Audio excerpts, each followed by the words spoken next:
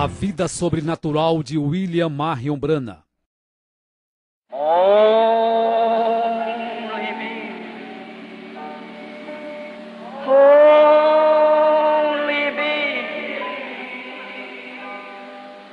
All things are possible.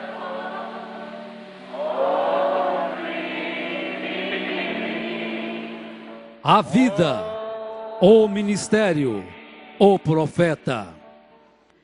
Esta é uma história que fala de um homem que, acima de tudo e de todos, decidiu seguir as pegadas sangrentas de Cristo, preferindo por um pouco de tempo padecer afrontas, do que, por um pouco de tempo, sentir o gozo do pecado.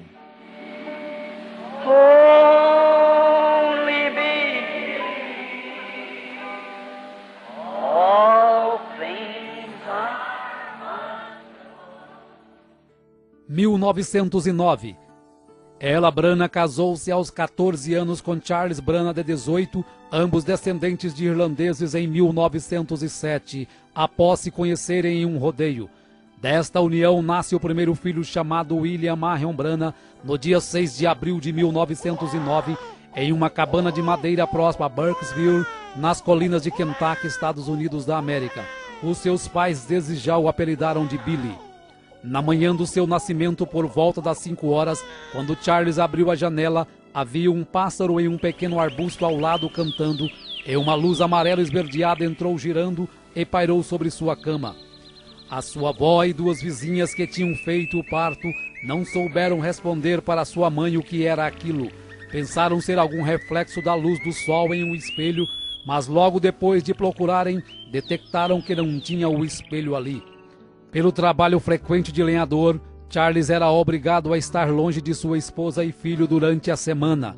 Naquele outubro de 1909, um temporal o encurralou em um acampamento longe de casa. Ela, 4 meses grávida de seu segundo filho, preocupava-se enquanto seu suprimento ia se acabando. Vários dias após a tempestade passar, um senhor que era vizinho percebeu que já não estava mais saindo fumaça da cabana dos Branhams. Então resolveu ver o que havia acontecido. Ele bateu, mas não teve resposta. Quando ele tentou abrir a porta, percebeu que estava trancada por dentro. Com muito esforço, conseguiu forçar a abertura da porta. O que ele encontrou no interior o fez estremecer. Ela e seu bebê estavam amontoados na cama, quase mortos de frio e fome. Apressadamente o vizinho agarrou o machado e foi até a floresta. Voltando com suficiente lenha para aquecer a cabana, sem encontrar comida, foi até sua casa e retornou com o máximo de mantimentos que podia carregar. E isto foi o que os manteve vivos até a chegada de Charles. 1910. Em março de 1910, Charles e Ella Branham tiveram seu segundo filho, Edward Branham. 1911. No início de 1911, Ella Branham deu à luz ao seu terceiro filho, que se chamou Henry Branham. No outono deste ano, Charles estava numa festa quando houve uma briga. Um robusto valentão chamado William Yarbrough derrubou um amigo de Charles no piso, pulou sobre ele, puxou sua faca e estava prestes a cravá-la em seu coração, quando Charles com uma faca lhe perfura o peito e o deixa sangrando, porém ainda vivo. E assim, no espaço de uma tarde, Charles Branham desapareceu, deixando sua esposa sozinha na mata para defender-se por si própria e a seus 3 bebês. Billy tinha 2 anos e meio, Edward tinha 1 ano e meio e Henry tinha apenas 6 meses. Nesta idade de 17 anos, Ella Branham percebeu que Charles havia deixado uma parte dele mesmo com ela. Ela estava grávida novamente. 1912. Na primavera de 1912, quando Billy estava com um pouco mais de 3 anos, a sua primeira visão aconteceu. Ele estava bem atrás de sua casa brincando com seu irmão mais novo, Edward. Quando ele percebeu que havia um pássaro de peito ruivo cantando em uma árvore ali perto, ele deu um passo à frente e o pássaro voou, e de onde o pássaro estava veio um som como um vento agitando as folhas. Então uma voz estrondou da árvore, uma voz humana muito clara, a qual disse: Você viverá perto de uma cidade chamada New Albany. Billy, assustado, correu e contou para sua mãe e perguntou onde era este lugar. E sua mãe logo respondeu que era uma cidade indiana, cerca de 160 quilômetros de onde moravam. Porém, sua mãe não acreditou naquela história. Várias semanas depois, chega uma carta de Charles dizendo que ele havia encontrado trabalho fixo numa cidade chamada Utica, em Indiana, e que esta cidade se localizava a 16 quilômetros a nordeste de... Ela Branagh parou repentinamente e olhou com espanto a seu filho com 3 anos de idade. Como poderia ser isto? Rapidamente Billy pergunta: Onde, mamãe? Onde é Utica? Ela disse lentamente: Billy, nós vamos morar a 16 quilômetros a nordeste de New Albany, Indiana. Em maio de 1912 nasce o 4º filho do casal, chamado Melvin Branagh. 1913. Na primavera de 1913, Charles consegue um emprego em Jeffersonville, Indiana, com um dono de destilaria. Apesar de receber pouco, tinha a vantagem de morar sem precisar pagar aluguel. Sua cabana situava numa colina de frente para o rio Ohio e a aproximadamente 5 quilômetros de New Albany. 1914. Em maio de 1914 nasce o 5º filho do casal, chamado Edgar Lee Branagh. 1916. Em setembro de 1916, Billy, com 7 anos, e Eduardo, com 6, começaram a estudar na escola Utica Pike, que era uma típica escola rural de uma única sala. A senhora Temple seria a professora deles por muitos anos. O primeiro uniforme de Billy foi uma improvisação de um paletó que era de Charles, e Ella Branagh o costurou e fez umas calças. Nesta época, Billy começou a perceber que sua família era pobre, pois todas as crianças se vestiam melhor e comiam sanduíches, doce ou bolo para a sobremesa, enquanto ele comia somente feijão e alguns dias não comia coisa alguma. Nesta época, apesar de gostar muito de pescar com seus colegas, Billy foi forçado a deixar a pesca e participar do plano de seu pai de fabricar o uísque escondido, pois naquele estado não era permitido o consumo de bebida alcoólica. Charles então fabricava escondido e vendia para alguns vizinhos sedentos de bebida. Numa tarde, quando Billy foi buscar água para seu pai fabricar o uísque, parou no meio do caminho para descansar à sombra de uma grande e prateada árvore de álamo. Lágrimas escorridas misturadas com poeira estavam estampadas em seu rosto quando algo aconteceu. Aparentemente parecia ser apenas o barulho do vento soprando entre as folhas da árvore. Olhou para cima e as folhas não estavam em movimento. Tampouco havia sequer sinal de vento. Levantou-se, caminhou uma pequena distância, olhou novamente para cima. Então ouviu aquele ruído novamente e notou que bem no meio da árvore havia um redemoinho do tamanho de um barril agitando seus galhos, e o vento parecia estar soprando sobre as folhas de um lugar específico da árvore. E o barulho já estava bem mais forte. De repente, em meio deste redemoinho, uma voz estrondou da árvore, uma profunda e audível voz dizendo: Nunca fumes, nem bebas, nem de maneira alguma corrompa o seu corpo, porque tem uma obra para ti quando tiveres maior idade. Saiu correndo e contou para seus pais, e disse que nunca mais passaria por aquela árvore novamente, e ele nunca mais passou. 2 semanas mais tarde, Billy e Eduardo estavam brincando e subitamente ele sentiu algo estranho vir sobre ele. Então ele parou e sentou-se ao lado de uma árvore à margem do rio Ohio. Ele olhou para baixo em direção a Jeffersonville e viu uma ponte levantar-se da margem, peça por peça, em movimentos rápidos e atravessar o rio. Viu também que durante sua construção, parte da ponte caía, causando a morte de 16 homens, desaparecendo nas águas escuras. Novamente, quando ele conta a história para sua família, ninguém acredita, a não ser sua mãe, que começa a ligar os fatos desde o seu nascimento. 1917. 1917 foi um difícil ano para Billy na escola. Muito pobre, sem condições de uniforme digno, sem sapatos para usar. Um dia a professora ficou curiosa em saber por que Billy insistia em usar um casaco em um dia tão quente. Como ele não estava com camisa por baixo, disse que estava com frio. Então ela pediu que ele se sentasse próximo à lareira para aquecer, pois só podia estar doente. Gotas de suor formaram em sua fronte e escorriam por sua face, mas ele não contou o segredo para evitar risadinhas que já estavam sendo frequentes acerca de suas vestimentas. 1923. Em maio de 1923 nasce o oitavo filho do casal Brana, chamado Howard Brana, que se junta a Charles Jr. de 4 anos, Jesse de 7, Edgar de 9, Melvin de 11, Henry de 12, Eduardo de 13 e Billy com 14. Nesta época, Billy fazia armadilhas para apanhar animais e ajudar a colocar comida em casa, pois para seu pai estava difícil sustentar 8 filhos, principalmente no inverno. Os Branas tinham uma má reputação nos arredores de Jeffersonville, por isso Billy frequentemente era evitado pelas pessoas. E ele sabia que era porque seu pai e seus tios eram uma turma desagradável de fumantes, mascadores de fumo, que jogavam, bebiam e fabricavam bebidas alcoólicas clandestinamente. Neste ano, Billy foi tentado a beber, sendo forçado por seu pai e um amigo. Quando Billy não aceita, seu pai o chama de marica. Billy, enfurecido, pegou a garrafa para colocar na boca, quando aquele redemoinho começou a soprar, o fazendo lembrar daquela grande voz. Então jogou a garrafa no chão e saiu correndo e chorando. Na primavera de 1923, Billy caminhava com uma garota para a escola. No caminho de volta para sua cabana, 5 garotos o ameaçaram por estar caminhando com aquela garota e bateram em Billy até quase o deixar inconsciente.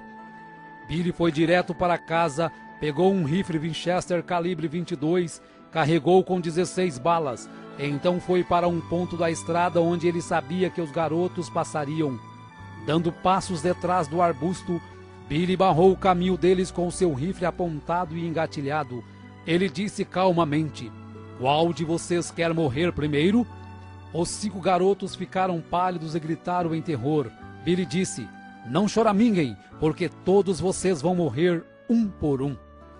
Ele puxou o gatilho, a bala não disparou.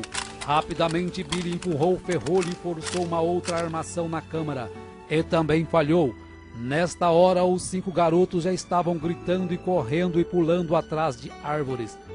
Billy, com toda a intenção de matá-los, manteve-se puxando o gatilho tão rápido quanto podia fazer a ação, mas cada bala falhou. Os 5 garotos tinham ido longe. Espalhadas no chão ao lado de Billy estavam 16 balas. Ele as pegou, as colocou de volta na arma. Então apontou seu rifle para uma árvore e começou a puxar o gatilho. Desta vez cada uma disparou. Billy permaneceu no meio da estrada fervendo com raiva enquanto lágrimas corriam em sua bochecha inchada. No verão daquele ano, quando terminaram as aulas, Billy foi embora para casa para nunca mais voltar à escola. Numa tarde de outono de 1923, Billy estava caminhando para casa com seu primo Jimmy Pulley, com o qual havia caçado alguns pássaros. De repente, um rifle de Jimmy disparou acidentalmente, explodindo nas pernas de Billy a queima-roupa. Então Billy caiu prostrado, gritando de dor. Jimmy caiu de joelhos e sussurrou: "Eu sinto muito, Billy." Então ele deu uma boa olhada nas pernas de seu amigo. Jimmy palideceu e disse: "Billy, não se mova, eu irei buscar ajuda." "Não, não me deixe!" Billy gritou, porém Jimmy já estava correndo como um coelho.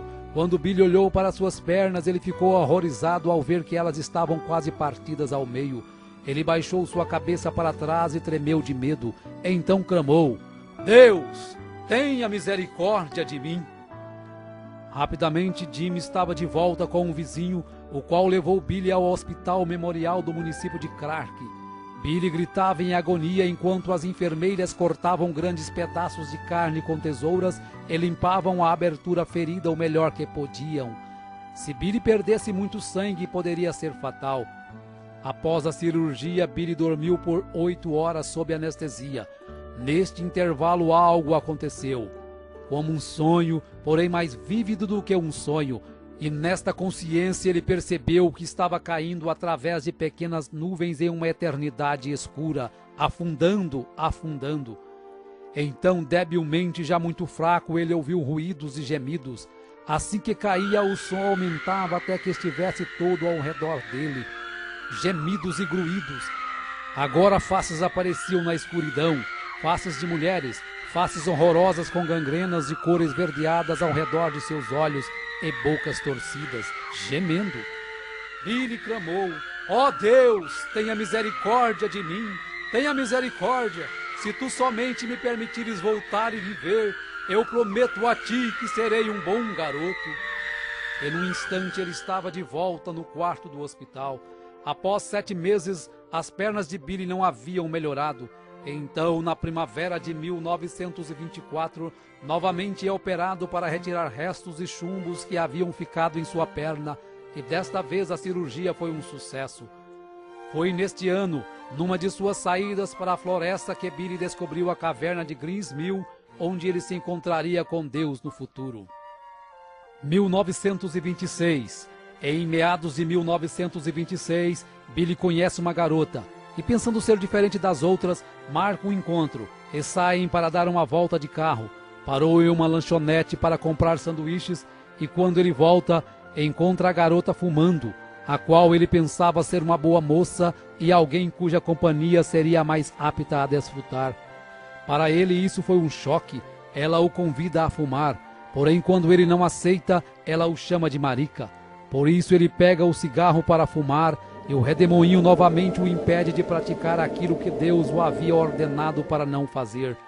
Nesta mesma época, quando caminhava com seu primo Jimmy, uma cigana o chama e diz que há uma luz que o segue.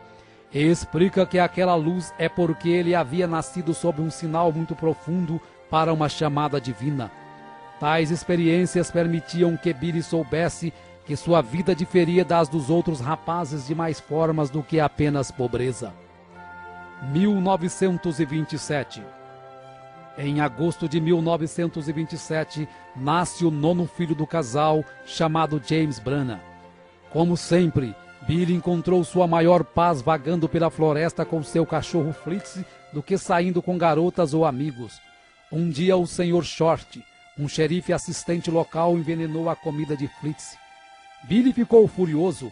Charles o alcançou indo em direção ao posto policial com um rifle na mão, dizendo: "Eu vou matá-lo, papai." Charles tomou o rifle e o manteve longe dele. Billy retornou onde estava enterrado seu cachorro. Ajoelhou-se, tirou seu chapéu e disse que um dia mataria o xerife por tê-lo envenenado. Agora que seu melhor amigo se tinha ido, Billy sentiu a necessidade de uma mudança em sua vida mais do que nunca. Mais tarde, naquele outono, conheceu um homem chamado Francisco que estava saindo para o oeste, a Phoenix, no Arizona.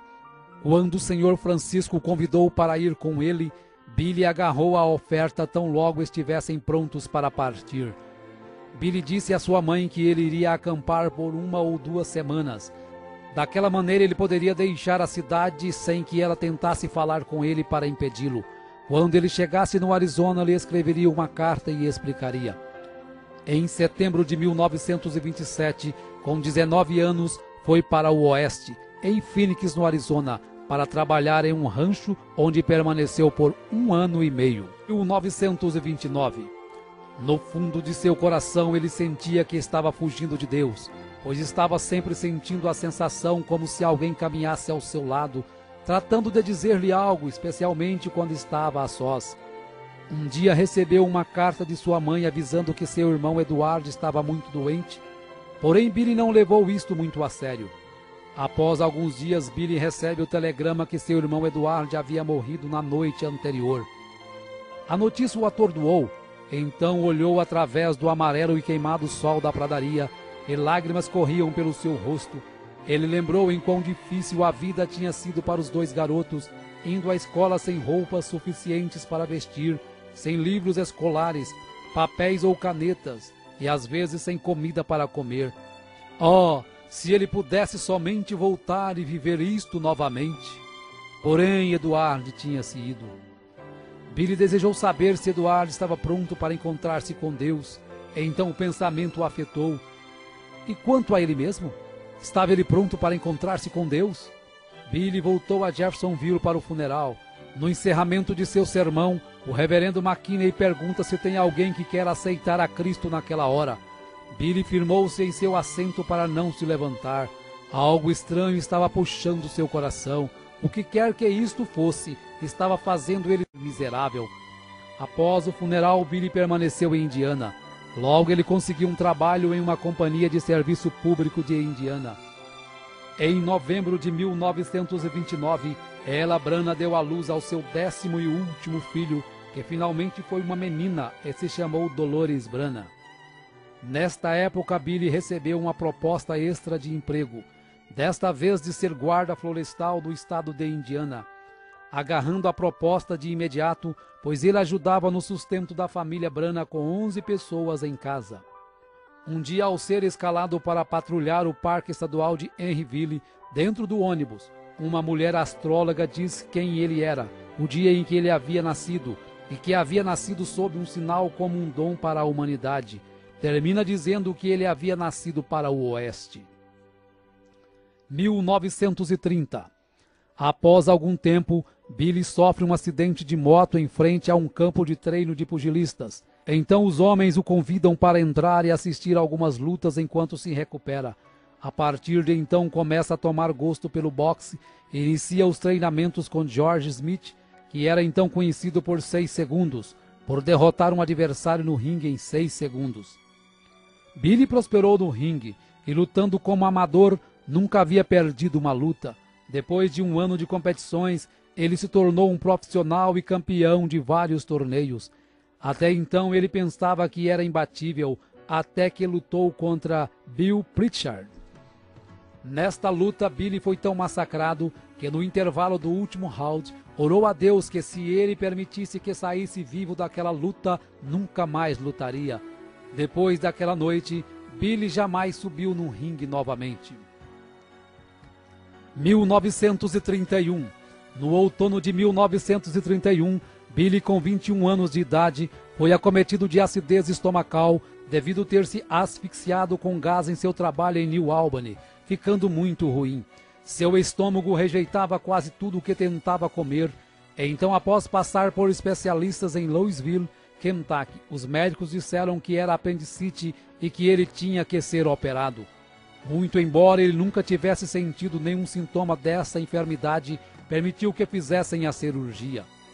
Nervoso e assustado, ele queria alguém perto dele durante a operação que soubesse orar, sentia estar chegando ao fim de sua carreira. Embora não tivesse jamais bebido, fumado ou se corrompido de alguma forma, tinha a consciência de que não estava pronto para se encontrar com Deus. Após a cirurgia, deitado e completamente consciente, Billy sentiu seu pulso se tornar mais fraco a cada minuto. Foi quando o quarto do hospital começou a escurecer como se fosse um grande bosque.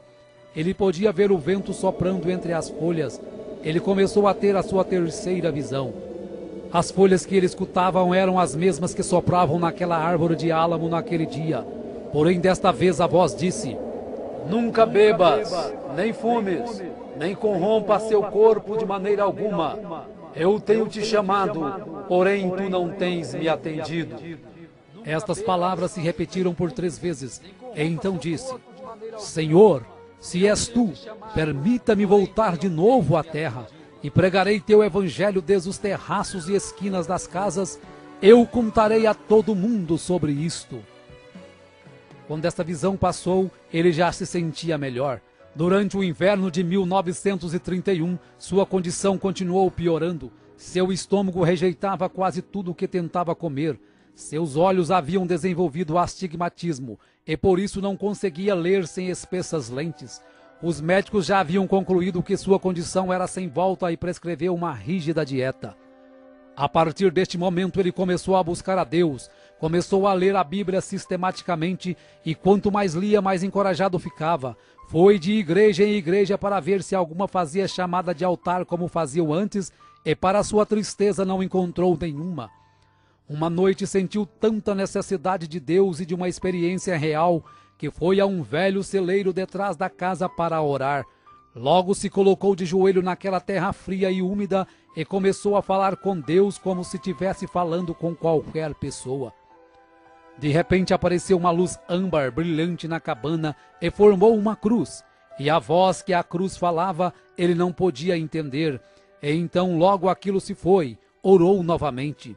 Senhor, se és tu, por favor, venha e fala-me outra vez. E logo aquilo veio novamente. Nesta época foi que sua mãe sonhou que Billy estava em uma nuvem branca pregando para todo mundo. Aquilo atingiu Billy de uma maneira muito peculiar, porque sua mãe quase nunca sonhava. 1932. No outono de 1932, Billy estava trabalhando na rede elétrica quando viu pela primeira vez Amélia Hope Brumbeck, uma linda moça com cabelos escuros. Então decidiu conversar com a moça. Nesta conversa, ela convidou Billy para ir à igreja que ela frequentava, a Igreja Batista Missionária em Jeffersonville, da qual o pastor era o Dr. Roy Davis.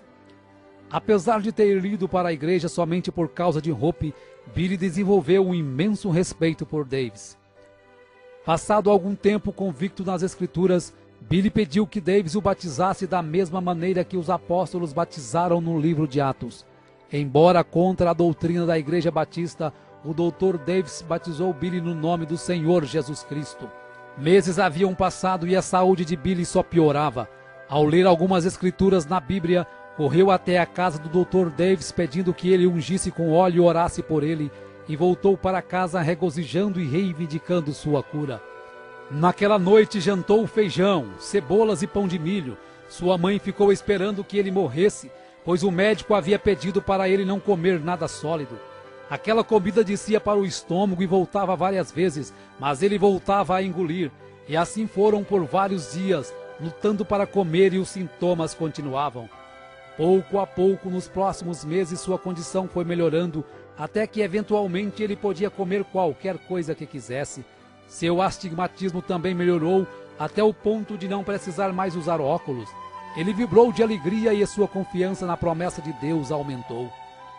Próximo ao Natal de 1932, William Branham, com 23 anos de idade, é ordenado como um ministro do Evangelho de Jesus Cristo pelo Dr. Roy Davis. Logo depois de seu chamado ao ministério, começou a trabalhar em New Albany no setor público de saneamento. Um dia, quando estava numa casa vazia, ajoelhou e teve a visão de um senhor de cor chamado Sr. Merrill, de 65 anos, deitado numa cama de hospital, todo quebrado por ter sido atropelado. Ao contar a visão para um amigo, este o conduziu ao hospital, que estava um homem semelhante ao que Billy retratou. Chegando lá, Billy se apresentou e orou pelo homem, e de repente, milagrosamente, contra a vontade das enfermeiras e dos parentes, o Sr. Merrill se levanta e sai andando do hospital no mesmo instante, exatamente como a visão havia lhe mostrado. Numa outra visão, Billy viu uma mulher que há 17 anos não podia andar. Então Deus o encaminhou até a casa desta mulher, e quando Billy orou por ela, no mesmo momento ela se levantou de sua cama e andou. Billy foi para casa entusiasmado e contente sobre estas maravilhosas visões que estavam sendo precedidas de tais milagres. 1933. Durante 24 anos, Billy havia vagado sem objetivo algum através de sua própria solidão espiritual. Agora, pela primeira vez na sua vida, estava comendo alimento verdadeiro carregado de nutrição espiritual. No início de 1933, pregou seu primeiro sermão na Igreja Batista. Nesta época, Billy batizou sua mãe com 39 anos em nome do Senhor Jesus Cristo. Uma noite após toda a sua família estar dormindo, Billy saiu para orar e teve a visão de um homem celestial com vestes brancas. Ao contar a visão ao Dr. Davis e ao reverendo McKinney, eles aconselharam que Billy se afastasse disso, pois era obra do inimigo. Porém, Billy continuava tendo as visões e havia tomado com seriedade o novo ministério, pregava em todos os lugares que passava. Uma das primeiras pessoas que guiou a Cristo foi o Sr. Short, o oficial que tinha envenenado ao Fritz, seu cachorro de caçada. Billy pregou na Igreja Batista por apenas 3 meses. até que um desacordo por não concordar com o Dr. Davis em ordenar mulheres para o púlpito o forçou a se desligar da Igreja Batista.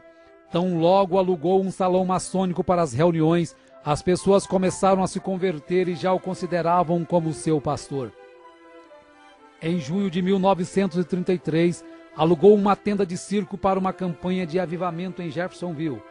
No domingo antes de começar a campanha, Billy recebe as 7 visões do que aconteceria com o mundo nos próximos anos. Inspirado por estas visões, Billy pregou com grande aflição nas noites da campanha, e isto fez com que cada dia as pessoas lotassem mais a tenda, ao ponto que numa escola dominical, Billy pregou para aproximadamente 1000 pessoas.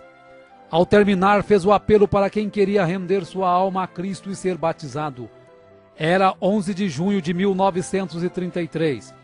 William Branham deixou a tenda rumo ao rio Ohio com mais de 1000 pessoas o seguindo. Destas, 200 pessoas para serem batizadas.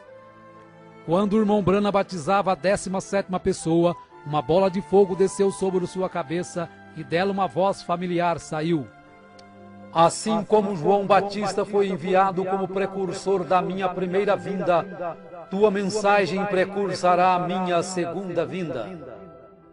Margie, uma professora de escola dominical conhecida do irmão Branham, estava por ali em seu bote à margem do rio, usando apenas roupas sumárias. O irmão Branham pediu que ela se retirasse, porém ela começou a ridicularizar o batismo até quando viu a luz celestial e, num desespero, caiu de costas e bateu a cabeça, ficando demente para o resto da vida. Após a campanha, o salão maçônico alugado já não suportava mais a quantidade de pessoas que frequentavam as reuniões. Então o irmão Branham orou até que Deus mostrou para ele um terreno pantanoso na esquina da rua 8ª com a rua Penn. Em julho de 1933, os alicerces foram levantados e a pedra angular colocada, juntamente com um tambor, com moedas, lembranças, petições e a folha da Bíblia do irmão Branham em 2 Timóteo 4, de acordo com o que o anjo mandara ler. Em setembro de 1933, é finalizada a construção do tabernáculo Branham. Mesmo tendo sua congregação, o irmão Branham continuou frequentando a Igreja Batista para escutar o Dr. Davis e principalmente para ver Hope. 1934. Após alguns meses de timidez, tentativas e mais tentativas, Billy havia encontrado na sogra uma barreira para o seu casamento. Porém, no Sr. Charles, seu sogro, ele encontrou todo o apoio para realizar o seu sonho de se casar. Billy e Hope, enfim, se tornaram noivos e após alguns meses se casaram no dia 22 de junho de 1934. Ele com 25 anos e ela com 21.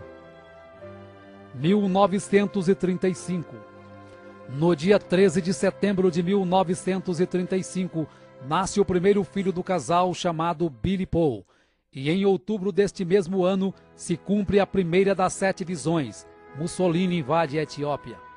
Alguns dias depois, o irmão Branham se sente atraído pelos pentecostais ao assistir um de seus cultos. 1936. Em junho de 1936, quando regressava de uma pescaria, ao atravessar o rio Mishawaka, viu uma grande multidão que se reunia para os cultos. Foi aí então o seu primeiro relacionamento com os pentecostais. Eles estavam se reunindo ali para uma convenção. Eram pessoas bem expressivas. Tudo isso era novo para ele, pois não sabia que classe de pessoas era aquela. No culto da noite se apresentou como evangelista William Branham. Quanto mais aquele povo pregava, mais ele sentia que talvez havia algo nisso. Decidiu então ficar para o culto do dia seguinte. No outro dia, ao acabar de chegar, ele é convidado para trazer a mensagem da parte da manhã. Com muita timidez começa a pregar, e quando se vê está no pátio de fora com os pastores o convidando para avivamentos em vários lugares do país, pois estavam todos emocionados com sua mensagem. Ao avisar a mãe de Hope desta missão, ela o censura dizendo que são um monte de lixo e que ela não permitiria sua filha com tais pessoas.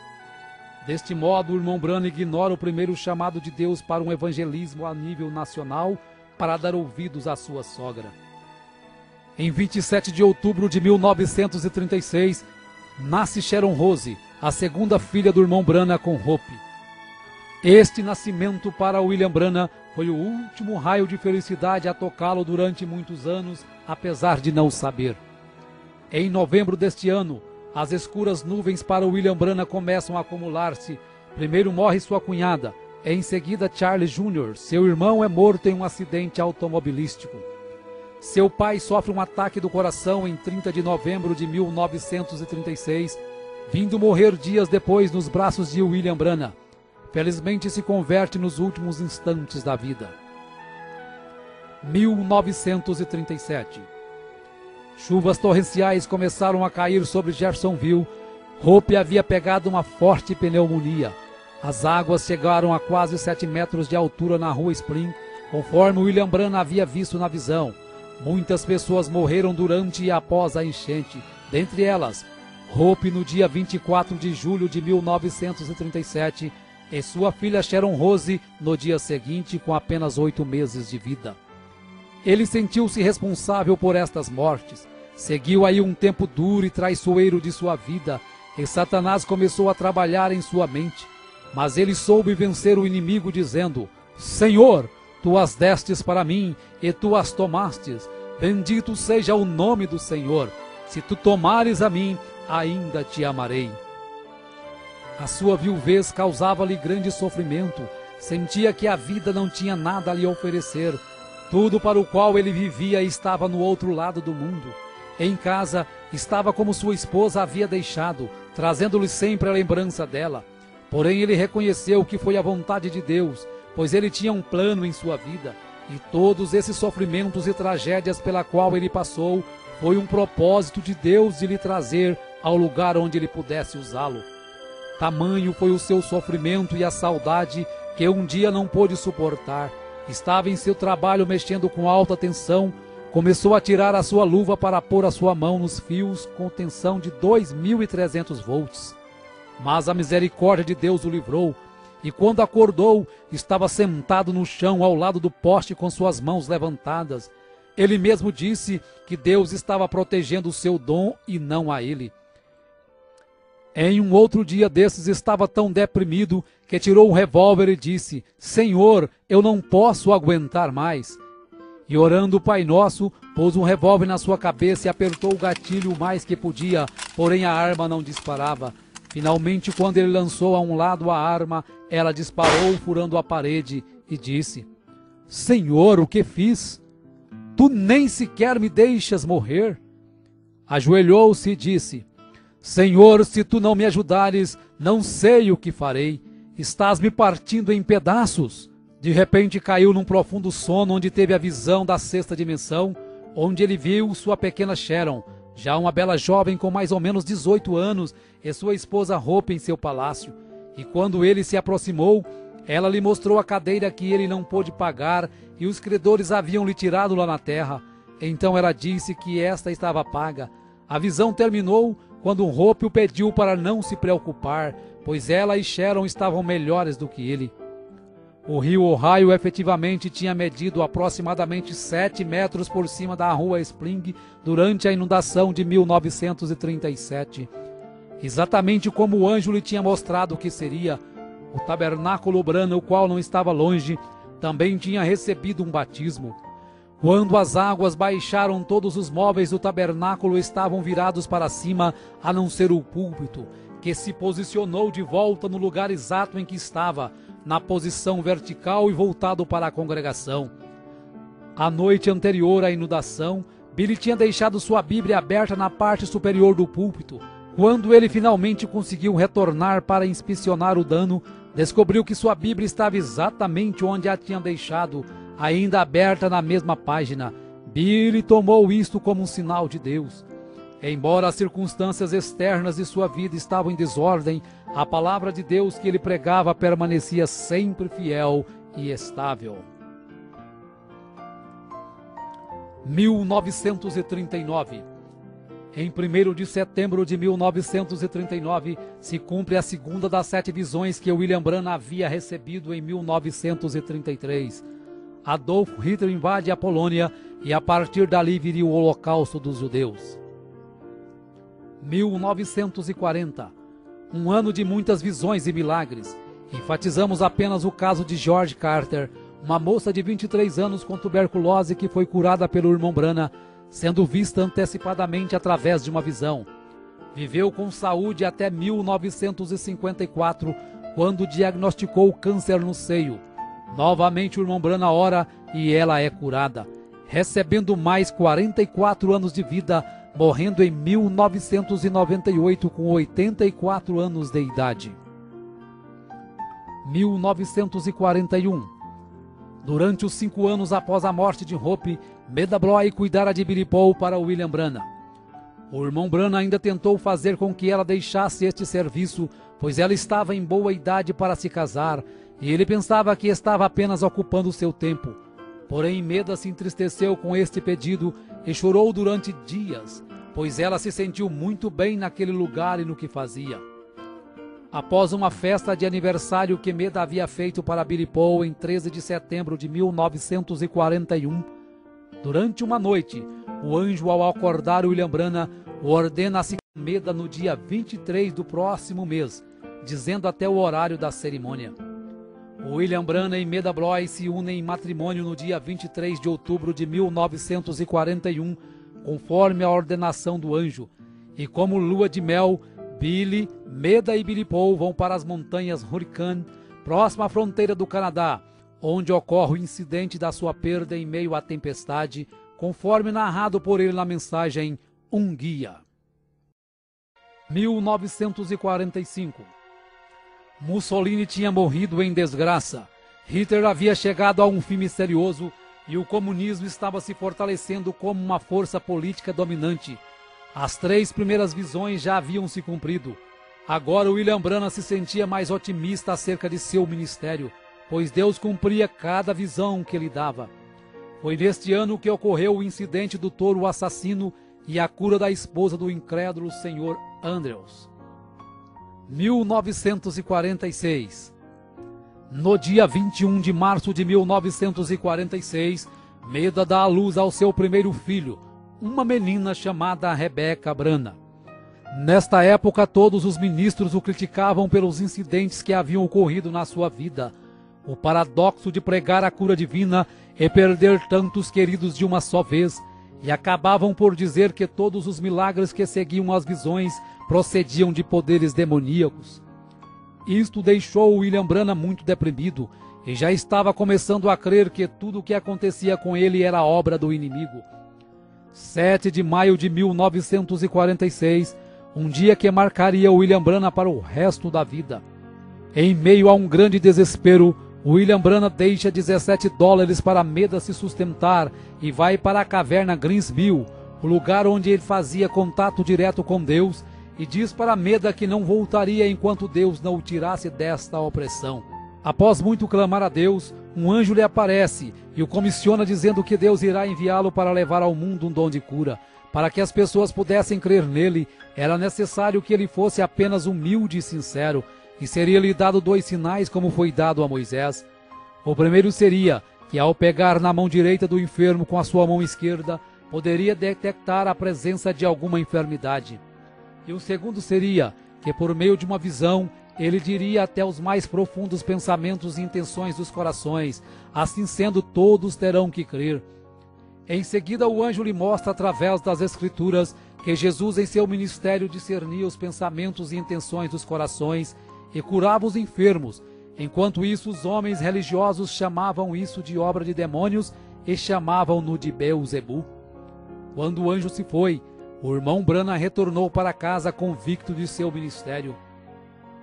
Em um domingo, quando entrou à sua igreja, ouviu aos irmãos cantando Somente Crer. Quando sentiu a presença do anjo se aproximar, percebeu que este estava destinado a ser o seu hino-tema. Passado alguns dias, William Branham procura o Dr. Roy Davis para contar acerca da sua comissão, e novamente o Dr. Davis diz que ele está apenas cansado e que foi apenas um sonho. Mesmo com a falta de incentivo, o irmão Branham estava determinado a seguir a comissão do anjo. Neste ano ele começa a exercer os sinais que a ele foi dado pelo anjo. Pessoas começam a procurá-lo para serem curadas. Através do primeiro sinal, do pegar na mão direita da pessoa enferma, curas e milagres começaram a acontecer. Um dia, o pai de uma criança curada por William Branham o convida para uma semana de avivamento e cura em St. Louis. E durante as reuniões em St. Louis, o irmão Branham fazia a chamada de altar para as pessoas que estivessem enfermas recebessem a oração da cura. No término da semana, os ministros de St. Louis estavam perplexos ao verem tantos prisioneiros serem libertos, câncer desaparecer, tuberculose sumir, surdos ouvirem, cegos verem, aleijados andarem, e por isso pediu para que o irmão Branham ficasse mais uma semana. Após 11 dias de cultos, o irmão Branham teria tocado e orado por mais de 1000 pessoas. Fisicamente o irmão Branham estava esgotado, porém realizado por ter feito o que Deus lhe pedira, se dedicar por tempo integral ao ministério. Não muito tempo depois de chegar de St. Louis, um telegrama chegou do reverendo Adams de Arkansas, o convidando para uma campanha de cura por uma semana na sua cidade. Em agosto de 1946, William Branham estava em Camden, Arkansas, em um ginásio escolar. Na primeira noite, a coluna de fogo desceu sobre o irmão Branham no ginásio, operando curas, fazendo pessoas correrem, gritarem, desmaiarem. Um fotógrafo capta o momento em que a coluna estava sobre a cabeça do irmão Branham. Após uma semana de cura, teve que sair escoltado pela polícia, pois a multidão não o permitia nem andar. Após Camden, William Branham fez uma campanha de cura de uma semana em Pine Bluff e logo depois vai a Little Rock, a capital do estado de Arkansas. Do verão até o outono de 1946, William Branham pregou através de Arkansas sem parar, sem tempo para descanso. Eram comuns reuniões acabarem às 3 horas da manhã, e após os cultos, quando o irmão Branham exausto começava a cochilar, o telefone tocava, e do outro lado da linha uma pessoa enferma precisando de oração, e mesmo a quilômetros de distância dali, o irmão Branham nunca desprezou nenhum pedido de oração, indo até o enfermo e fazendo a oração da cura. Uma campanha de 8 dias em Jonesboro reuniu o maior número de pessoas que já haviam assistido um culto com o irmão Branham. Uma estimativa feita pelo jornal calculou 28.000 pessoas. O irmão Branham faz uma declaração valente que pretendia ficar ali no púlpito até a última pessoa enferma passar pela fila de oração. O primeiro dia e noite passaram, e o irmão Branham apenas tirava algumas horas para se deitar atrás do púlpito para cochilar, e quando acordava, a fila de oração ainda estava aliada, com o próximo enfermo esperando sua vez para receber oração. William Branham tomava suas refeições do lado do púlpito, assim ele podia continuar orando pelos enfermos o dia todo. Muitos ficavam dentro do auditório dia após dia, apenas enviando alguém para trazerem sanduíches quando tinham fome. Após 8 dias e noites orando, o irmão Branham se encontrava tão exausto, tanto física quanto mentalmente, que ao se deitar não conseguia adormecer. A fila de oração continuava crescendo cada dia mais, e já estava maior do que quando começou no primeiro dia, porém ele não conseguia continuar ali nem mais uma hora. Após 3 meses de campanha, William Branham volta para casa com 9 quilos a menos.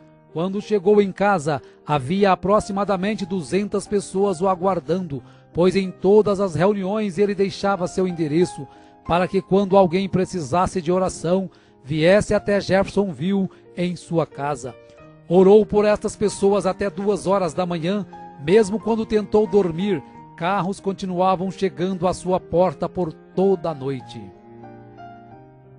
1947.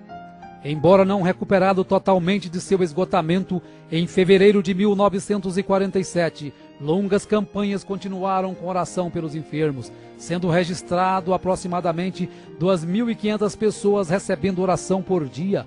Passou por Louisiana, Texas, Arizona e pela primeira vez em Los Angeles, Califórnia. Em uma destas reuniões na Califórnia, ao curar uma mulher com câncer, em seguida seu esposo manda alguns rapazes levar um cheque de $1,5 milhão para William Branham, que mesmo vivendo em meio a uma grande pobreza, decididamente o recusa, pois quem havia curado sua esposa não era ele, e sim Jesus Cristo. Em todas estas reuniões, os irmãos Jack Moore e Hugh Brown o acompanhavam de perto, carregando o irmão Branham praticamente inconsciente da plataforma e o levando para os hotéis. Jack Moore estava exuberante com esse ministério fenomenal, então viaja para convidar Gord Lindsay, um editor de uma revista, para presenciar também tamanhos milagres. Em abril de 1947, pregou em Phoenix para pessoas que tinham como língua o espanhol. Foi a primeira vez que prega com um intérprete. Em maio de 1947, após um culto de cura, ao dividir o quarto com Billy Paul, de 11 anos, o anjo de Deus aparece ao irmão Branham numa madrugada. O irmão Branham pede permissão para que Paul o veja também. Então ele acorda Billy Paul para ver o anjo que sempre está ao lado de seu pai. Ao amanhecer, o irmão Branham olha pela janela do hotel e vê caminhões carregando cadeiras de rodas, macas e muletas acumuladas do culto de cura da noite anterior. Nesta noite o anjo lhe repreende, dizendo que ele estaria confinando muito o dom de cura para realizar milagres. O anjo queria dizer que o irmão Branham procurava sempre realizar um milagre para levar as pessoas a crerem na cura. Na última noite de uma campanha em Calgary, enquanto o irmão Branham estava meditando, o irmão Jack Moore inicia o culto contando as dificuldades financeiras de William Branham, de como sua esposa Meda e seus filhos vivem em uma casa precária, com portas mal vedadas e sem água encanada, e de como ele não media esforços para viver em função do ministério e das pessoas necessitadas. Então ele dá uma oportunidade para os irmãos darem uma oferta de amor, que seria exclusivamente para comprar uma nova casa para o William Branham. Quando o irmão Jack Moore vai entregar o valor arrecadado para o William Branham, ele ainda rejeita, mas pela insistência em não ser possível mais devolver o dinheiro, relutantemente ele aceitou a oferta. 1948. Em janeiro de 1948, quando o irmão Branham estava indo para uma campanha na Califórnia, recebe a visão de um menino sendo ressuscitado e pede para que todos anotem esta visão na página branca da Bíblia, pois não sabia quando nem onde aconteceria. Nesta campanha ele fica conhecendo Fred Bosworth, pregador de cura divina há 40 anos, agora com 71 anos de idade, e este passa a ser o coordenador de suas campanhas. Novamente William Branham é testado por Deus através de um cheque de $25.000 que um homem que teve sua esposa curada lhe oferecera. Porém, novamente o irmão Branham o recusa instantaneamente e o rasga na frente do doador. A saúde do irmão Branham cada dia se agravava mais. Estava com dificuldades para dormir, seu peso havia caído para 45 quilos, seus olhos afundaram, sua aparência se empalideceu, e por isso desmarcou todas as campanhas que estavam marcadas naquele ano, pois os médicos diagnosticaram que ele estava com exaustão nervosa e dependia de muitos dias de repouso. Ele começou a perceber que não podia fazer como estava fazendo, com longas filas de oração até a madrugada ou virando noites.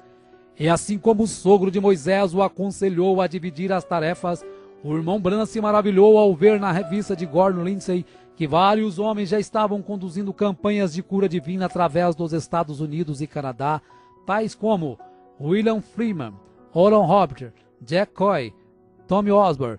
E o que mais o entusiasmou foi saber que o seu próprio ministério foi o que havia influenciado estes homens de uma maneira direta ou indireta. Ele estava então disposto a não continuar jogando toda a carga para cima de si, mas fazer somente o que seu físico permitisse. Percebeu ainda através de uma visão que de 7 em 7 anos de sua vida aquela condição nervosa voltava e afetava o seu estômago. Porém, passado alguns dias, quando estava na varanda de sua casa, o anjo visita e diz que ele está curado daquela acidez no estômago. Após William Branham ter melhorado e ganhado 6 quilos, Aaron Buster e Fred Bosworth, como administradores das campanhas, começam a analisar as falhas cometidas no passado, como reuniões de cura divina terminar nas altas horas das madrugadas, fazendo com que o irmão Branham chegasse a um nível crítico de cansaço físico e mental. Decidiram então limitar o número de pessoas nas filas de oração e, para selecionar as pessoas, concordarem em usar os cartões de oração numerados, que deveriam ser entregues antes de começar os cultos. Desta forma, os administradores podiam monitorar sua força e encerrar o culto assim que eles sentissem que William Branham já tinha orado o suficiente. Em 14 de maio de 1948, Israel se declara uma nação independente, e o irmão Branham rapidamente associa esse fato com a figueira brotando descrita em Lucas 21. 1949. No dia 24 de julho de 1949, o curso da história cristã para William Branham mudaria para sempre.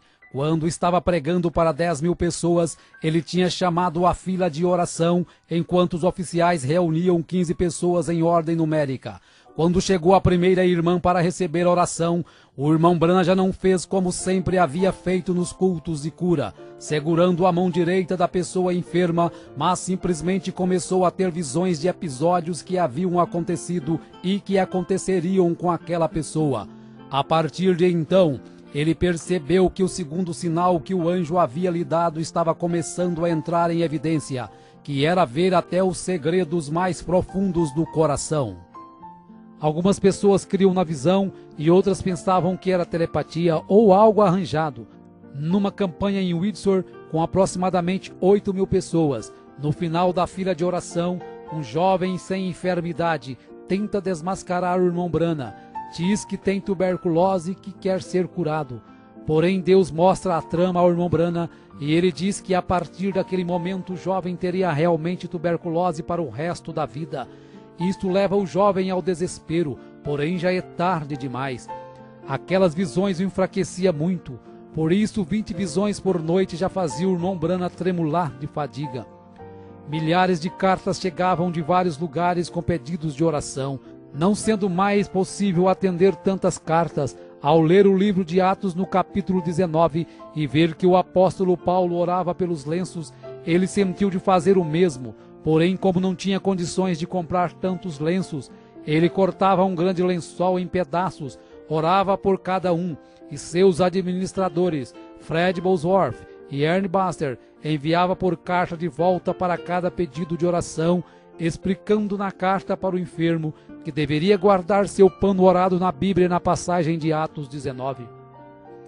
Não passou muito tempo quando começaram a chegar cartas com testemunho das pessoas que haviam recebido os panos orados.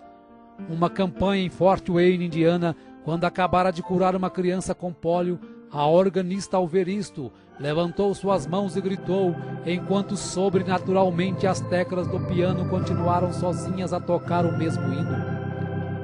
Nesta mesma noite que John Ryan, um velho homem cego, é curado. Porém, sua cura só é efetivada alguns dias depois, quando estava na barbearia.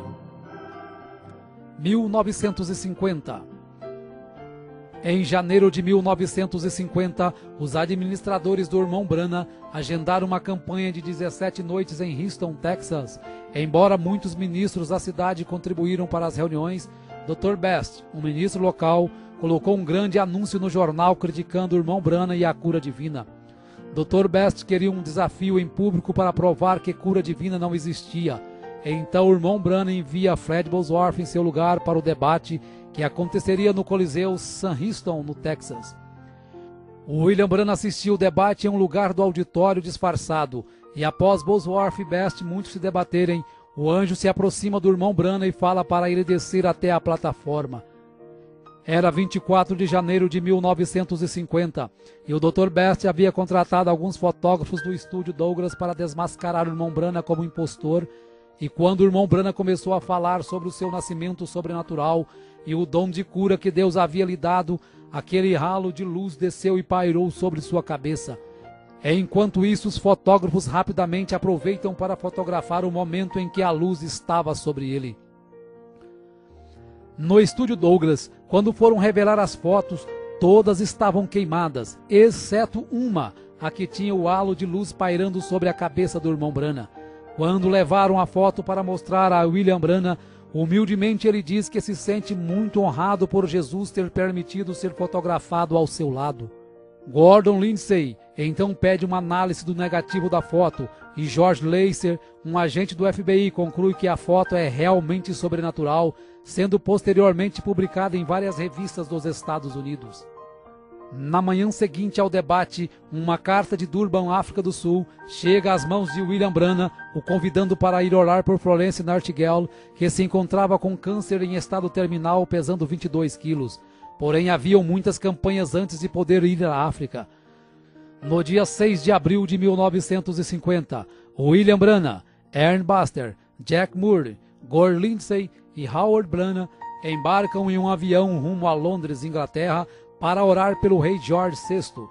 Quando desembarca, fica sabendo que Florence Nightingale estava ali também, pois ela havia ficado sabendo da sua passagem em Londres. Após orar pelo rei, foi até o lugar que estava Nightingale, orou por ela e disse que quando Deus a curasse, seria o sinal de que ele deveria ir até Durban, na África do Sul. Porém, o anjo lhe avisou também que havia uma armadilha preparada para ele nesta campanha da África. Em 14 de abril de 1950, William Branham aterrissa na Finlândia para uma campanha. Em 21 de abril, após o almoço, quando estavam descansando, percebe um acidente no qual um carro havia atropelado 2 garotos. Um havia morrido instantaneamente e o outro estava em coma no hospital. Após alguns minutos observando, estavam todos muito abalados, inclusive o irmão Branham. Sem perceber, algo começa a deixar o William Branham inquieto, e quando começa a olhar em volta, pede para que Lindsay e Murray olhem rapidamente na página branca de suas Bíblias acerca da visão que ele havia contado na América. Então começam a folhear a Bíblia, e lentamente leem o que eles tinham escrito 2 anos antes. Cabelo castanho, olhos castanhos, entre 8 e 10 anos de idade, pobremente vestido em roupas estrangeiras, desfigurado devido a um acidente, uma terra com pedras sobrepostas e árvores, e percebem que é exatamente a cena que havia sido descrita na América. Então o irmão Branham se sente confiante e corajosamente desafia a todos os homens e mulheres que ali estavam, dizendo: se este garoto não viver nos próximos poucos minutos, vocês podem prender uma placa em minhas costas dizendo que eu sou um falso profeta. Se ajoelhe durante a oração, aquele pequeno garoto que outrora estava morto e desfigurado se colocava de pé em Após alguns dias, cura também a outra criança que havia sido atropelada e estava em coma no hospital. Em seguida, a comitiva Branham vai até a Suécia, depois Noruega e retorna ao Texas. Após um mês no Texas, decide voltar para casa. Ao partir de Dallas, no Texas, fortes tempestades o obrigam a pousar em Memphis, e o avião fica em terra por 18 horas, enquanto o irmão Branham sai para curar o filho de uma senhora de cor que havia passado a noite orando. Mais tarde, William Branham recebeu 2 cartas que o tocou profundamente. Uma era do Dr. Roy Davis se desculpando das críticas que havia feito no início de seu ministério. A segunda era de Florence Nightingale, que tinha sido curada em Londres. Ela estava enviando seu testemunho detalhando sua firme recuperação do câncer do estômago. Nos 6 meses que tinham se passado, o peso dela tinha subido de 22 para 70 quilos. William Branham se lembrou da oração que ele fizera dizendo que quando o Senhor curasse aquela mulher, isto seria um sinal para ir numa campanha de cura em Durban, África do Sul. 1951. No dia 19 de março de 1951, nasce sua segunda filha com a irmã Meda, seu nome é Sarah Branham. Em 22 de julho de 1951, quando estava numa campanha em Toledo, Ohio, ao sair para almoçar, o irmão Branham tem a visão do arco-íris de sangue depois de ter condenado aquelas pessoas no bar. Volta e conduz a mulher que estava vestida indecentemente a Cristo. No dia 6 de outubro de 1951, a comitiva de William Branham aterrissa em Johannesburg, África do Sul. Johannesburg estava sendo abalada pelo profeta William Branham. Cada reunião estimava-se aproximadamente 15 mil pessoas. Quando Ernest Baxter o avisou que estariam partindo para outras cidades do sul, o anjo mostra ao irmão Branham que ele não deveria ir embora de Johannesburg agora. Deveria ficar em Johannesburg por mais 2 semanas e logo depois, mais 10 dias numa caçada com Sidney Jackson, um homem que ele conheceria dias depois. Após isto, deveria ir direto a Durban e ficar o tempo que Deus quisesse que ele ficasse. Foram muitas horas de discussão para tentar convencer os coordenadores da campanha acerca do que Deus havia lhe dito, porém de nada adiantou, pois o comitê organizador já havia gastado muito dinheiro nos anúncios e estavam dispostos a continuar um roteiro independente do que o irmão Branham dissesse. O irmão Branham então foi orar a Deus, e quando estava orando à noite em seu quarto, recebe a visita do anjo que diz para ele ir para as cidades do sul com os coordenadores, conforme eles tinham programado. Porém, esta era uma vontade permissiva de Deus, e ele sofreria muito por isto. Nesta hora, William Branham recorda da visão quando o anjo lhe fala da armadilha que estava preparada para ele na África. Após vários dias de campanha por várias cidades, a comitiva chega a Durban em 20 de novembro de 1951. O abdômen de William Branham doía muito e logo ele percebeu que era por sua desobediência. Os cultos seriam realizados no hipódromo Greyville e os sermões seriam pregados com auxílio de 15 intérpretes. Na primeira noite, o irmão Branham nota a grande quantidade de raças e o administrador lhe explica que Durban era a única cidade que o governo permitia colocar todos no mesmo lugar. Então o irmão Branham entendeu o porquê Deus queria que ele fosse direto para Durban. O profeta continua sentindo fortes dores no abdômen, mesmo quando estava orando e os enfermos sendo curados. Ele pedia para ser curado também, mas não era respondido, e se viu merecedor daquela rejeição pela desobediência. Em um momento chegou a ser tirado da plataforma chorando de dor. Todos os recordes de frequência estavam sendo quebrados naquelas reuniões. No culto de domingo à noite, estimou-se aproximadamente 50.000 pessoas. Foram tantas curas e libertações que quando o prefeito da cidade chamou o irmão Branham na janela do hotel, ele ficou atônito vendo 7 caminhões de gado abarrotados de cadeiras de rodas, muletas, macas e aparelhos, sendo seguidos por uma multidão de nativos de todas as tribos, ombro a ombro, sem inimizade, cantando somente crer, tudo é possível somente crer. Durante 10 semanas na África, a comitiva William Branham tinha conduzido 120 cultos em 11 cidades, com a frequência de 500.000 pessoas e 10.000 pessoas sendo conduzidas a Cristo pelo batismo. Tudo isso exigiu que o irmão Fred Bosworth continuasse na África por mais um mês para ajudar aos ministros locais a estabelecerem os novos convertidos a Cristo. 1952. O irmão Branham estava vivendo semanas em um estado miserável com muita dor. Recebe o diagnóstico de uma amebíase invasiva, que era a terceira pior enfermidade que existia. No final de fevereiro de 1952, ele retorna ao médico, que diz que o seu estado está cada vez pior e que se as amebas caírem em sua circulação sanguínea e chegar ao seu cérebro ou seu coração, ele viveria apenas mais 10 horas. Às 3 horas da manhã, o anjo acorda e lhe diz que ele está curado daquelas amebas, pois o preço da vontade permissiva já havia sido pago. O irmão Branham retorna às suas campanhas em 13 de julho de 1952, com 8 dias de cultos em Hammond, Indiana. Em agosto inicia a campanha em Battle Creek, Michigan. Durante esta campanha, o anjo do Senhor se aproxima de William Branham e diz: encerre as reuniões em Battle Creek e vira Minneapolis imediatamente. Mais uma vez o irmão Branham teria que sair de um compromisso para cumprir a vontade perfeita de Deus. Só que dessa vez ele não desobedeceu a Deus, passando no teste que Deus lhe dera, mostrando o que aprendera com o acontecido na África. 1953. Após alguns meses de campanha em 1953, passando pela Flórida, Arkansas e Indiana, o irmão Branham decide passar o resto do verão descansando em casa. Neste verão, quando estava no quintal de sua casa, é surpreendido por um enxame de abelhas que o teriam matado se não fosse a manifestação do amor divino. Em agosto de 1953, o profeta recebe a proposta do pastor Leroy Cope de Los Angeles para fazer um filme documentário acerca do seu ministério, o qual Cope chamaria de O Profeta do Século XX. Em uma manhã de agosto começaram as gravações. Foi neste período que Billy Paul, com 18 anos, começou a se distanciar dos caminhos de Cristo. Mesmo sendo aconselhado por seu pai, decidiu tomar o caminho errado. Após algum tempo de rebeldia, se encontra na cama de um hospital, quando o anjo ordena que William Branham vá até ele. No quarto do hospital, o irmão Branham avisa que é ele que tem que orar, pois ele que pecou. Após sua oração, ali mesmo Billy Paul é curado e levado de volta para os caminhos de Cristo. 1954. Em setembro de 1954, começou sua terceira viagem além-mar, voando para Portugal. Saindo de Portugal, voou para Roma, na Itália, onde tinha uma audiência marcada com o Papa. porém a cancelou logo que lhe foi descrita as formalidades de beijar o seu anel e chamá-lo de Santo Pai.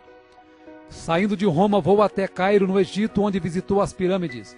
No dia seguinte, seu entusiasmo havia crescido, pois estava indo para Jerusalém. Porém, quando estava esperando o voo no aeroporto, o anjo lhe diz para não ir, porque ainda não era a hora e a Palestina não era seu lugar.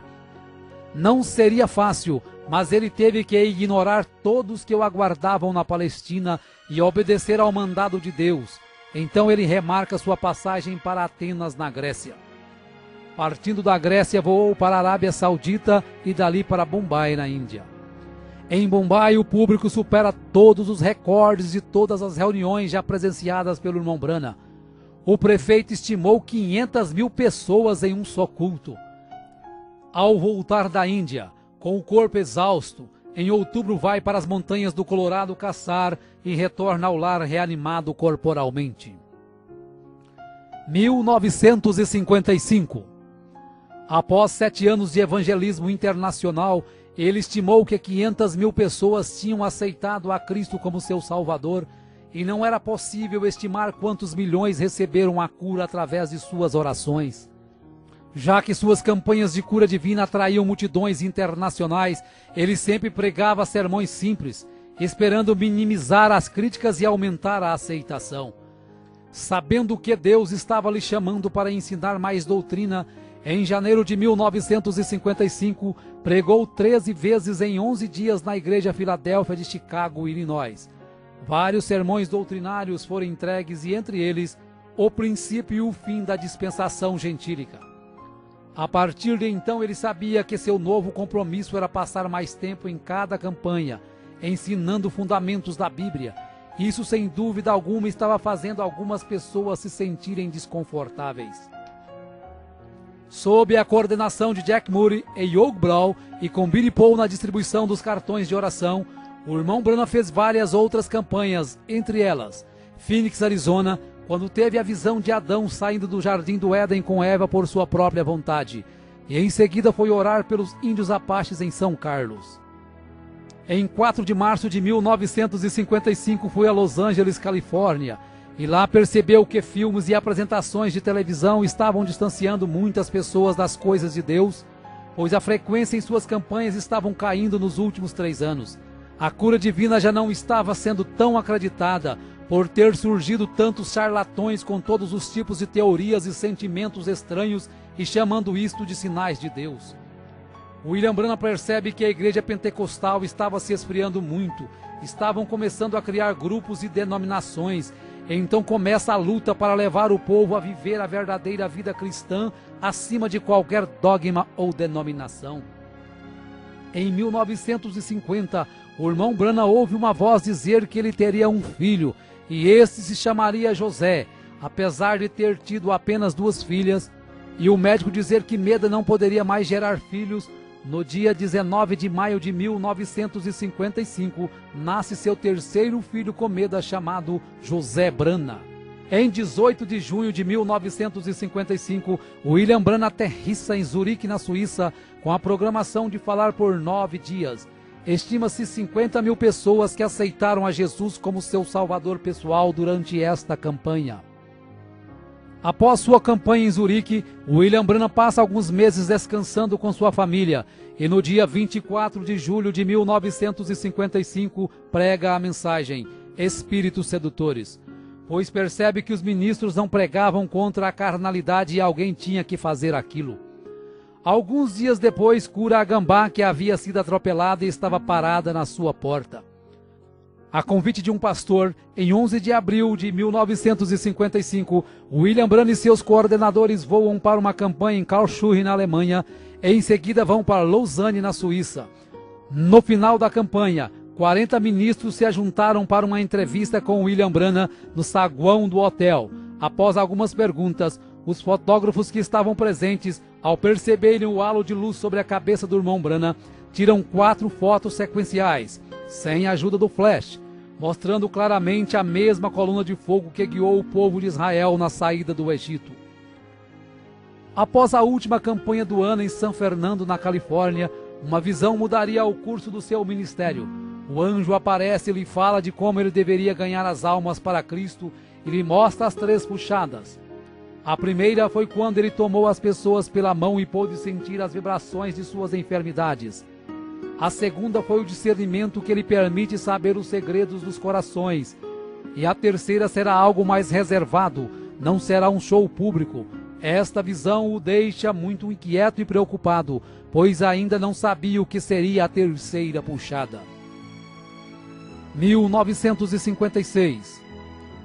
No dia 16 de março de 1956, William Branham, acompanhado de Billy Paul e seus administradores atuais, Jack Murray, Young Brown, Miner Arganbright, voam para a cidade de Tacubaya, no México. 25 mil pessoas lotavam o estádio de futebol em um dia chuvoso, quando uma mãe mexicana com um filho morto nos braços, desesperada, força todas as barreiras humanas para conseguir chegar à plataforma. O irmão Branham ainda tentou colocar o irmão Jack Moore para orar pela criança, porém uma visão faz com que ele ore e ressuscite aquele bebê. Neste ano pregou muitas mensagens na América, mostrando vários pontos doutrinários e sempre lutando contra a decadência moral do seu país. 1957. No dia 29 de junho de 1957, estava pescando com os irmãos Buck Woods e Larry Woods. Ao fisgar um pequeno peixe que havia engolido o anzol e em seguida soltá-lo ao rio já morto, o anjo fala para o irmão Branham ressuscitar o peixinho. E isso foi para mostrar que Deus se interessa também pelas pequenas coisas.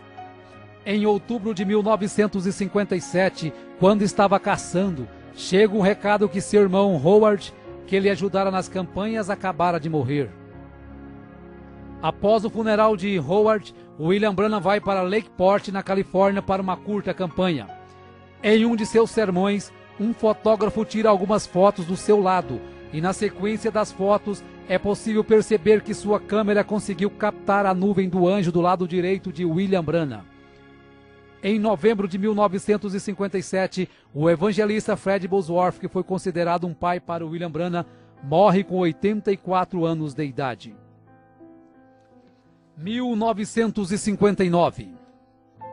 Na primavera de 1959, o irmão Branham vai ao hospital orar por Linda Kelly, uma irmã que se desviara da igreja e agora estava entregando novamente sua vida a Cristo.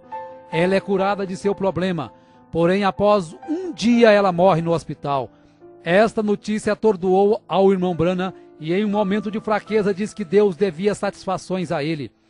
Após 4 meses, ele recebe a visão de um piquenique no ano passado, quando Deus poupou a vida de Linda de morrer afogada, por ela não estar com a alma pronta para partir.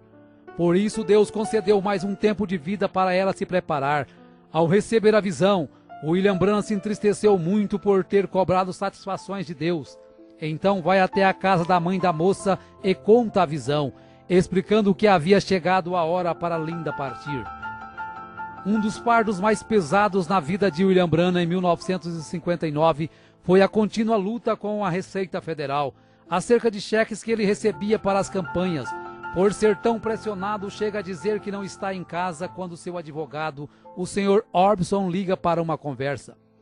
Imediatamente, arrependido do que fez, vai ao escritório do seu advogado e pede perdão, dizendo que mentiu quando pediu para dizer que não estava em casa. Isto elevou ainda mais a estima que o Sr. Orbison tinha por ele, e apesar de se sentir bem melhor, na manhã seguinte vai ao Greens Mill para pedir perdão a Deus. No dia 8 de outubro de 1959, o irmão Branham estava na mata esperando esquilos, pensando acerca de uma escritura que o deixava confuso, que diz: qualquer que disser a este monte, ergue-te daqui e lança-te no mar, e não duvidar, aquilo que pede lhe sucederá. No momento, uma voz explica a escritura e diz para ele pedir o que quiser. William Branham então pede que 3 esquilos avermelhados apareçam em lugares improváveis de estarem. Quando os esquilos aparecem, ele os mata e leva para comer. No dia 11 de novembro de 1959, o irmão Branham e alguns amigos vão à fazenda dos Wrights para buscar o vinho da ceia. Lá encontra Hat Moser com seus filhos, seus pais e sua irmã Edith, que vivia sob uma cadeira de rodas. Ao contar a experiência dos esquilos, Hat Moser crê no que o irmão Branham disse. E nesta hora o anjo diz para o irmão Branham falar para ela pedir o que quiser, que isso será feito. Após alguns instantes, ela ignora qualquer quantia em dinheiro, ignora sua irmã na cadeira de rodas e pede a conversão de seus 2 filhos, que imediatamente se convertem a Cristo e recebem o batismo no nome do Senhor Jesus Cristo. 1960. No dia 8 de maio de 1960, às 7 horas da manhã, quando o irmão Branham ainda estava deitado, o anjo o levou a ver além da cortina do templo. No momento seguinte, ele estava numa planície e milhares de pessoas corriam em sua direção gritando: "Nosso precioso irmão!" Todos pareciam ter não mais de que 20 anos. Ele ficou confuso, e o anjo lhe disse que eram seus convertidos na terra.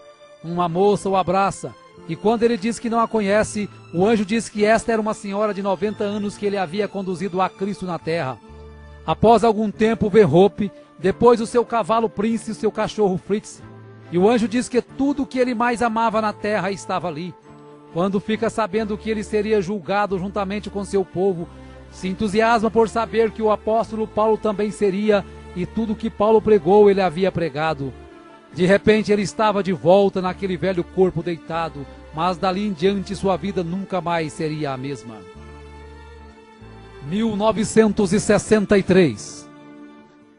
Em 28 de fevereiro, em Tucson, no Arizona, 7 anjos de Deus em formação de pirâmide compõem uma nuvem sobrenatural, e o irmão Branham, juntamente com o irmão Fred Sotman e o irmão Gene Norman, estavam ali como 3 testemunhas.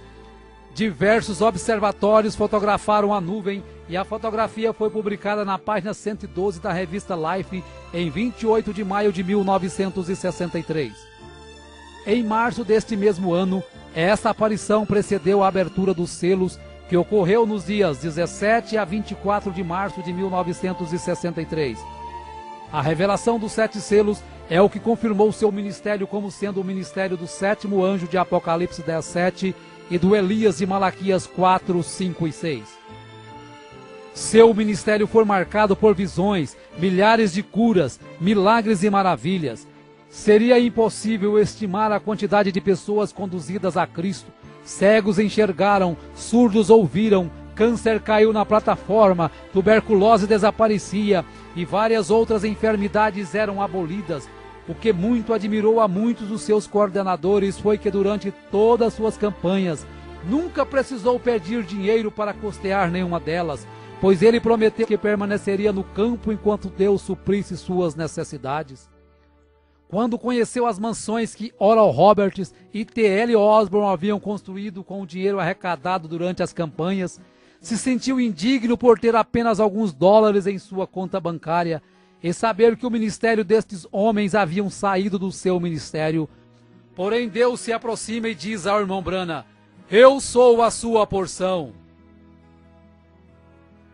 1965. No dia 18 de dezembro de 1965, o irmão Branham estava retornando de Tucson, no Arizona, a Jeffersonville, Indiana, e havia programado ao retornar pregar sobre um tema intitulado A Trilha da Serpente. Na viagem estava Billy Paul com sua esposa Lois, seu filho Paul e José Branham em um carro, e no outro carro logo atrás estavam William Branham com sua esposa Meda e sua filha Sarah. Era aproximadamente 7:30 da noite, quando o carro do irmão Branham colidiu de frente com outro veículo, conduzido por 2 mexicanos embriagados, que estavam dirigindo na contramão e com o farol esquerdo queimado. Quando Billy Paul olhou no retrovisor e percebeu o acidente, volta e encontra morto um dos rapazes mexicanos, e sua família em estado muito grave presa às ferragens. Billy Paul pediu para seu pai falar a palavra e ele sairia daquelas ferragens imediatamente. Porém, o irmão Branham disse que o dom era para ser usado para os outros e não para si mesmo. Tanto que, ao saber que Meda estava morta, colocou a mão sobre ela e a ressuscitou ali mesmo no local. Quando o corpo de William Branham em coma deu entrada no hospital, muitas pessoas que estavam internadas até mesmo na UTI foram curadas instantaneamente.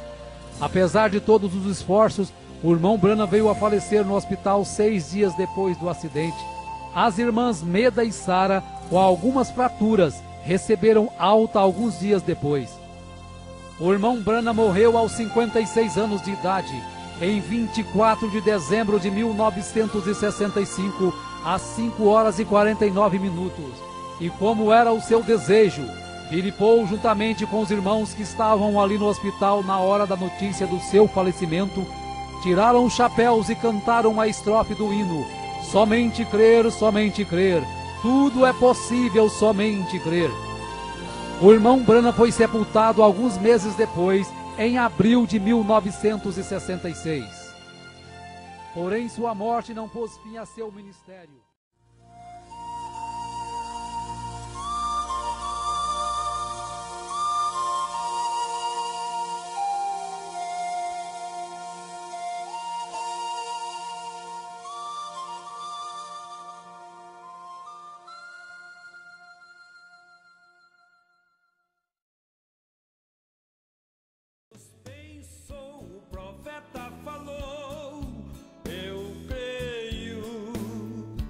Deus pensou, o profeta falou.